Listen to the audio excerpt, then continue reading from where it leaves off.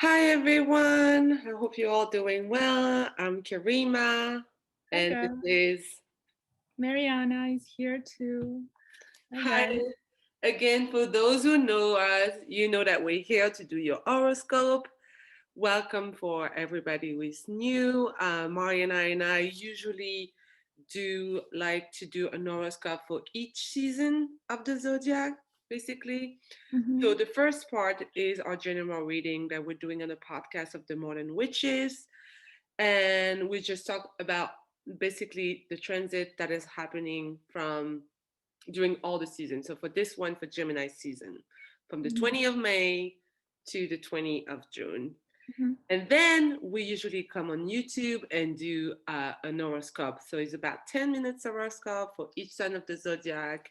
So you can look at your sun, at your moon, or at your ascendant and look what resonates with you. Sometimes it's like two signs and it's like a good general reading for you. But we Hmm. highly advise to look and to listen to the podcast and the general reading because you will have more insight about all the transit. In the horoscope, we really focus on specific ones. Yeah, What else? We're just excited to be with you I'm guys so and excited. Gemini season is ahead of us, so it's gonna be a good one. It's a lighter energy season as yep, a mutable sign. So check out all your placements. for sure. And feel free to likes, feel free to comments, feel free to tell us if it resonates with you or not, or what you're going through. It's always helpful for other people to know what the same family sign are living through, or even for us, Mariana and I, and we can see what is very important for you. For sure. So I Now we're think gonna that's do it. the sign by sign. So go Go ahead and for it.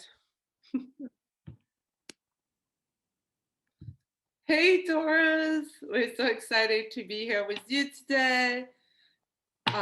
For you, I hope you had a happy season, Taurus. I know it was your birthday. Very excited for you guys. And now we enter Gemini season. So, Gemini for you, Gemini season is in your second house. So, this house is very familiar with you because it's Taurus rule this house.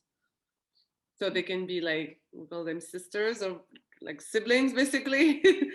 But the second house, for what represents the second house is your skill, your talents, your asset, your financial matter, your income, how you make your money. So it's a house about material assets, and that can be in also your power, your skills, your talents. And when the sun entered Gemini, is highlighting all those keywords that we just talked about. Mhm. So for you, usually Gemini is a time where we are rethinking how we make money. We are focusing on our budget, our plan, our investment, probably, and see how if we like basically make the best of it. So it's a very time, it's a good time, maybe until June 3rd, because you still have Mercury retrograde in that part of the chart. So you don't see clearly everything related to your finance and your income and your budget and where you need to invest. It's maybe a lot of idea around this, Mhm. a lot of option, but it's not the time to make any rush decision about anything. Mhm. Like if you change your job and you have a new income, because also the second house is the income related to your job. Mhm. So I will say this is a good time to review where you're spending too much and where you're not spending enough or investing enough. So until June 3rd is a time to review all of that. Is a time also to review where you want to grow in terms of your skill and talent. If it's something that you wanted to learn to improve your income, that can bring you a promotion or another stage in your life where you Mhm. want to work and where you want to grow, that is also a time to look into that because the second house is definitely related to job income. So we have a lot of things happening, and with this new moon in your second house, and this full moon in Sagittarius in the eighth house. The eighth house represents the shared resources. It can be with a husband, it can be with a partner. So with the full moon that we come to a closing, we will talk about all the aspect that is happening in this full moon. So I just mentioned it to let you know that this access of your money and the your shared resources gonna be highlighted, Absolutely. especially if you have planets in Sagittarius. Yeah. Interesting thing with the second house, and Mercury being retrograde and through partially your sign, your first house into your second house, and Gemini being choice. It's like the choices has to be made, like what you said, and it would seem like there's so many options, and it can be a little bit mind-boggling in terms of like, where do I go, left or right, up or down? And it's much better to wait until Venus goes into your sign and the sign of its home in Taurus on May 28th. And a few days after that, as Mercury goes direct on June 3rd, you start gaining so much clarity about where do you invest your value. It's just like a light bulb by the beginning of June.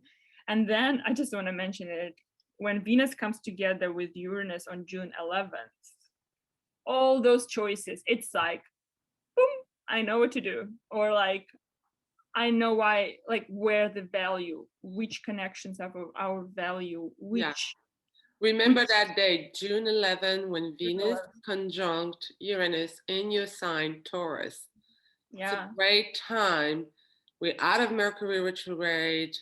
This is a great time. This is a time when you might come with insight around your finance. Venus represent pleasure, like relationship and all that, but she also represent money and finance. So it's a very good time to maybe you have a haha moment around that time about your income, your task, your talent, and it's in your first house, so it's very much related about yourself. So I would say something is a skill or a talent that you can give to the world.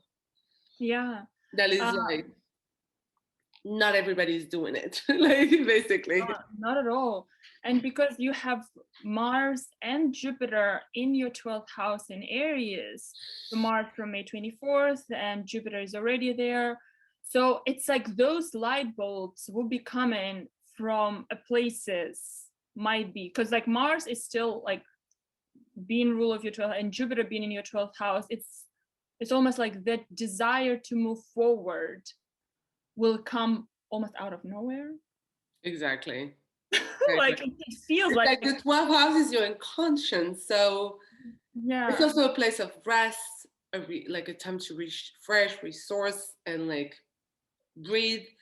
We're still in Aries. You know what it means? It's like when it's in the part of that is so active, so the active rest, meaning walking, doing yoga, something that puts you in the state of relaxation, not in a static sense of relaxation where you don't move, but through active means like hiking, walking, whatever that is, swimming, something like that, where your mind can rest through activity. That's where the breakthrough can really come in. Yeah, and with Mars joining Jupiter, there's still like a sense of like incubation or working on a project, you know. For some other people that's definitely it. For other, it will be more a time where there's also a spiritual growth. We're talking about Jupiter in 12, so there is a spiritual growth, is a desire to know yourself, but it's also about your self-esteem and how you look at yourself. So it's a great time also to heal, and especially with Uranus in your first house still, like for a while, like now, but still going to be there for a while. There's a lot of transformation in your body, in your mind, in the body specific, and like working behind the scenes, and what you talk when you said about healing and Mars and Jupiter, and then I'm like Chiron in your 12th house, the healing of your subconscious self that wants to shine, wants to make an impact, you know, but is like wounded because it's still in Aries, right? It's like something that it's like it's a part of an ego that's hidden, and it's like wounded. And Chiron coming together with Mars on June 15th, right at the same time as the new moon in Gemini is happening on 14th. No, sorry, it's a full moon. So yeah, Mars conjunct Chiron on June 14th at the same time of the full moon. With the full moon. So yeah, it's gonna be in Sagittarius, the full moon in your 8th house. So it's a very like with activity in your 12th house. And I cannot stop thinking of something where you're not like on the 12th, you know, the 12th house is like hiding enemies. Yeah.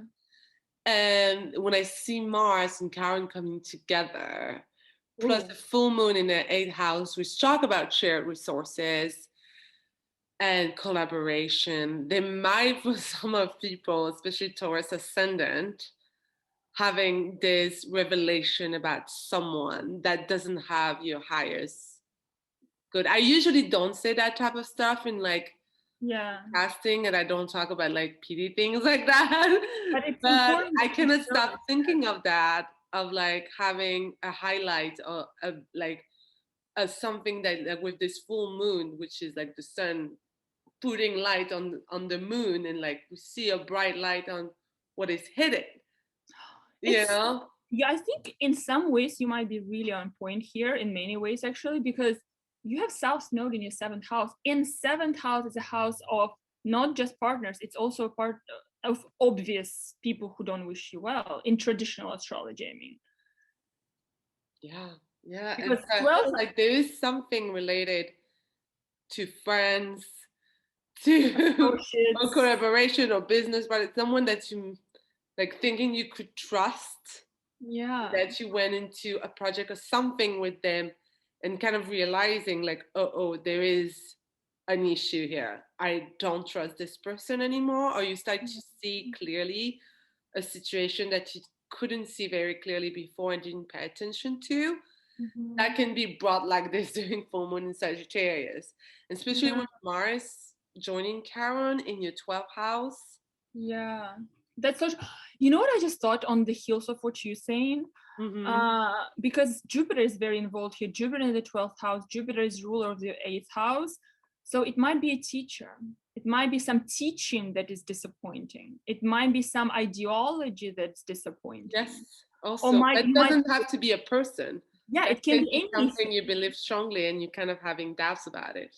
Yeah, it's like a sort of like a transformation from within about the philosophy, ideology, something like that. And I do think this Venus coming into your 1st house, gracing in Taurus on May 20th, will help you, because Venus even is about collaboration, it's about love for others, about connectivity. It's in your 1st house, which is about yourself. It's in how you bring value to yourself. For sure. There's a lot about you in that Gemini season, because you have the sun coming into Gemini in your 2nd house, which is your skill and your talents that you need to highlight. It's very much about you, and very much realizing that you can do this on your own. You can move forward. And it can be in any expression. We can talk about relationship, project, or anything, or work, or healing. But there's something that is like realizing in that season that you might not need other, you might only need yourself. It's very, that's what I feel when I feel full moon Sagittarius, shared resource, like, you know. Yeah, it's like something from the depth, the knowledge. And yeah, like I want to go back. And it can be, like you said, about ideology. It can be it's about creating your own system belief, or it's about creating, it definitely doesn't have to be a person. It can be an ideology or faith, like you mentioned it, Mariana. Because the 8th and 12th house, it can be very internal, for sure. Very internal. Yeah, with North Node in your house, you are your knowledge. And when on June 11th, when the so Venus will come together with North Node on June 16th, after it already met with Uranus. It's like you within how you are in this world have answers. You within your body know the answers. It's funny because I got the card of the Chariot, this card. Here we go, which is a major arcana, which is, for me, it's an important moment in your life. That's for sure. Yeah. And it's the card, the Chariot is about moving forward in the external world and be able to move full steam with your, basically, the white is your conscience and the black is your unconscious, and like bringing them together and basically going forward. So it's definitely a time, and I will say wait until at the end of Mercury retrograde. I'm still very strong about this, but it's a very time to move forward. If you want to, if you have an action or a plan in mind that you want to always, like, you want to do it, it's definitely the time. That's basically a card of yes. Yeah, for sure. I love that. And maybe because it's a card of Cancer, maybe by Cancer season, something will crystallize even further. Yeah. Yeah, and it's just the next season, basically. Yeah. Definitely. So good luck, Tauruses. Seems like a very inspiring and full of stuff. It is good. Taurus.